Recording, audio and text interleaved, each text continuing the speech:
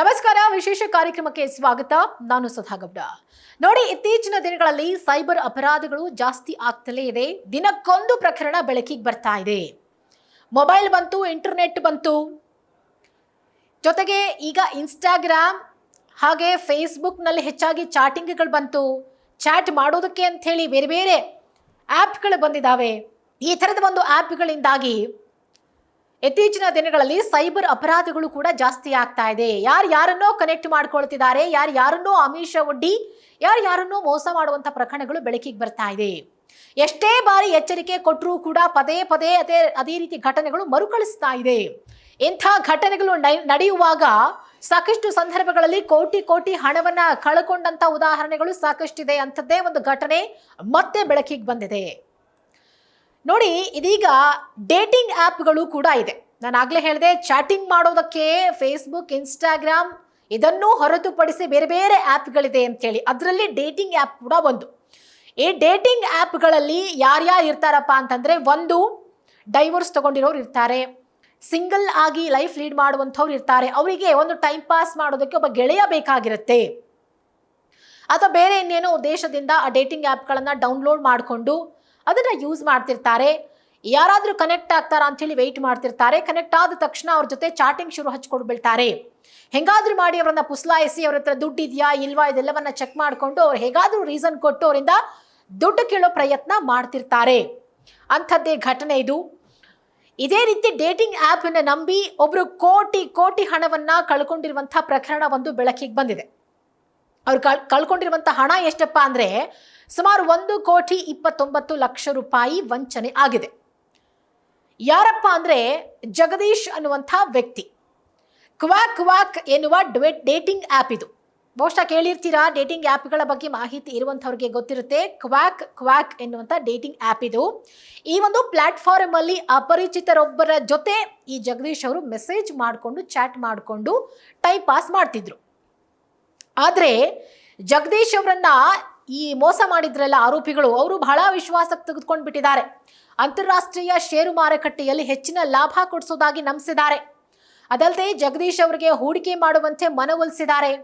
ಮೇಘನಾ ರೆಡ್ಡಿ ಎನ್ನುವಂಥ ಮಹಿಳೆ, ಈ ಮಹಿಳೆಯಿಂದಲೇ ಆತ ಇಷ್ಟೆಲ್ಲ ದುಡ್ಡನ್ನು ಕಳ್ಕೊಂಡಿರುವಂಥದ್ದು. ಈ ಜಗದೀಶ್ ಅವರನ್ನ ಮೇಘನಾ ರೆಡ್ಡಿ ಎನ್ನುವಂಥ ಮಹಿಳೆ ನೀವು ಶೇರ್ ಮಾರ್ಕೆಟಲ್ಲಿ ದುಡ್ಡನ್ನು ಹೂಡಿಕೆ ಮಾಡಿ ಅಂತ ಹೇಳಿ ನಂಬಿಸಿದಾಳೆ. ಆದರೆ ಜಗದೀಶ್ ಅವರು ಅದನ್ನು ಅಷ್ಟಾಗಿ ಬಿಲೀವ್ ಮಾಡಿಲ್ಲ. ಹಾಗಾಗಿ ಅವ್ರು ಹೂಡಿಕೆ ಕೂಡ ಮಾಡಕ್ಕೆ ಹೋಗಿಲ್ಲ, ಎಲ್ಲೋ ಒಂದು ಕಡೆ ಬಚಾವಾಗ್ಬಿಟ್ಟಿದ್ದಾರೆ.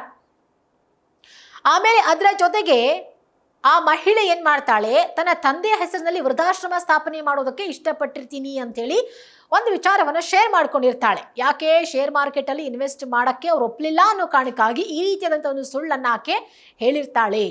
ಇದನ್ನ ಕೇಳಿದಂಥ ಜಗದೀಶ್ ಅವರು ಶೇರ್ ಮಾರುಕಟ್ಟೆಯಲ್ಲಿ ಹೂಡಿಕೆ ಮಾಡೋ ಬದಲು ಆಕೆಯ ಮಾತನ್ನು ನಂಬಿ ವೃದ್ಧಾಶ್ರಮ ಸ್ಥಾಪನೆ ಮಾಡೋ ಹಣವನ್ನು ಕೊಟ್ಟು ಬಿಡ್ತಾರೆ. ನವೆಂಬರ್ 5 ಮತ್ತು 6ನೇ ತಾರೀಕಿನಂದು ಜಗದೀಶ್ ಅವರು RTGS ಮತ್ತು ನೆಫ್ಟ್ ಮೂಲಕ ವಿವಿಧ ಬ್ಯಾಂಕ್ ಖಾತೆಗಳಿಗೆ ಒಟ್ಟು 1,29,33,253 ರೂಪಾಯಿಗಳ ಹಣವನ್ನು ಹಾಕ್ತಾರೆ. ಆದರೆ ಹಣ ಖಾತೆಗಳಿಗೆ ಹೋದ ನಂತರ ಮೇಘನಾ ಯಾವುದೇ ರೀತಿ ಉತ್ತರವನ್ನ ಕೊಡ್ತಾ ಇರಲಿಲ್ಲ. ಅಕೌಂಟಿಗೆ ದುಡ್ಡು ಬಂದಾಯ್ತು, ಅವರೇನು ಅಂದ್ಕೊಂಡಿದ್ರು ಆ ರೀತಿ ಹಣವನ್ನ ಪೀಕ್ ಆಯ್ತು, ಇನ್ಯಾಕೆ ರಿಪ್ಲೈ ಮಾಡ್ತಾರೆ? ಮೋಸ ಮಾಡುವಂಥವ್ರೆಲ್ಲರೂ ಮಾಡೋ ಇದೇ ಕೆಲಸ. ಇದನ್ನ ಗಮನಿಸಿದಂಥ ಜಗದೀಶ್ಗೆ ತಾವು ವಂಚನೆಗೆ ಒಳಗಾಗಿದ್ದೀನಿ ಅಂತ ಹೇಳಿ ಗೊತ್ತಾಗ್ಬಿಡುತ್ತೆ.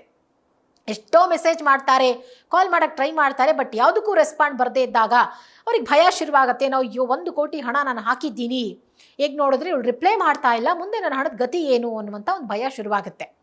ಆಮೇಲೆ ಇಮಿಡಿಯೇಟ್ ಆಗಿ ಹೋಗಿ ಅವರು ಪೊಲೀಸರಿಗೆ ಒಂದು ಕಂಪ್ಲೇಂಟ್ ಕೊಡ್ತಾರೆ.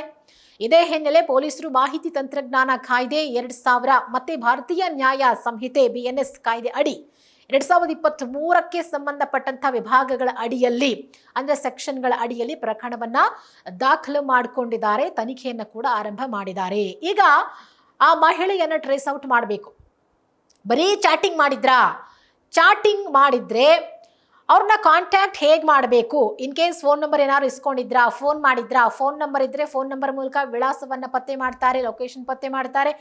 ಹೀಗೆ ಪೊಲೀಸರು ಅವರದ್ದೇ ಆದಂಥ ಒಂದು ಟೆಕ್ನಾಲಜಿ ಯೂಸ್ ಮಾಡಿಕೊಂಡು ಆ ಮಹಿಳೆಯನ್ನು ಇದೀಗ ಅವರು ಹಿಡಿದು ತರಬೇಕು. ಜೊತೆಗೆ ಜಗದೀಶ್ ಅವರು ಕಳ್ಕೊಂಡಿರುವಂಥ ಹಣವನ್ನು ವಾಪಸ್ ತರಿಸಬೇಕು.